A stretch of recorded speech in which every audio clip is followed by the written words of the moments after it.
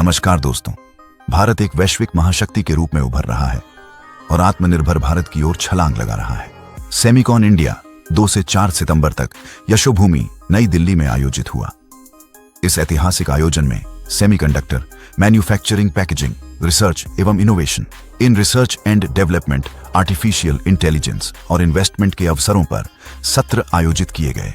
प्रधानमंत्री नरेंद्र मोदी ने Semicon India 2025 का शुभारंभ किया और 40 से अधिक देशों के अतिथियों, ग्लोबल इंडस्ट्री लीडर्स, भारतीय स्टार्टअप्स और भारत भर के छात्रों का स्वागत किया। उन्होंने कहा कि उनकी उपस्थिति भारत के बढ़ते चिप उद्योग में एक मजबूत वैश्विक एकता और विश्वास को दर्शाती है। श्री नरेंद्र मोदी ने कहा कि यह आयोजन भारत की रचनात्मकता और उसकी युवा पीढ़ी की ऊर्जा को प्रदर्शित करता है और कहा कि दुनिया भारत पर भरोसा करती है, दुनिया भारत में विश्वास करती है और दुनिया भारत के साथ सेमीकंडक्टर भविष्य का निर्माण करने के लिए तैयार है।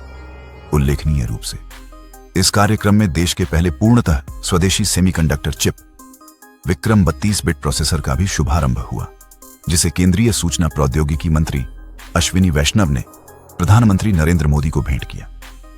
यह चिप न केवल भारत की तकनीकी प्रगति को प्रदर्शित करती है, बल्कि भारत की इनोवेशन क्षमता को भी दर्शाती है। इस मिशन का एक प्रमुख आकर्षण गुजरात के साणंद में भारत के पहले पूर्ण outsourced semiconductor assembly and test OSAT pilot plant का शुभारंभ है। सरकार की महत्वाकांक्षी 70,000 करोड़ रुपए की प्रोडक्शन लिंक्ड इंसेंटिव PLI योजना द्वारा समर्थित यह सुविधा प्रतिदिन लाखों चिप्स का उत्पादन करेगी और हजारों कुशल रोजगार सृजित करेगी।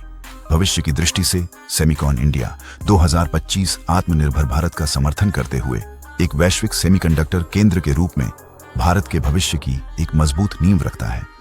भारत मजबूत नवाचार केंद्र बना रहा है, बुनियादी ढांचे को अपग्रेड कर रहा है और अधिक चिप पेशेवरों को प्रशिक्षित कर रहा है। अगर अगले कुछ वर्षों में कार्यान्वयन सही दिशा में चलता रहा तो ये सभी कदम मिलकर इसे सेमीकंडक्टर क्षेत्र में वैश्विक अग्रणी बना सकते हैं। और ऐसे इंफॉर्मेटिव वीडियोस के लिए सब्सक्राइब करें।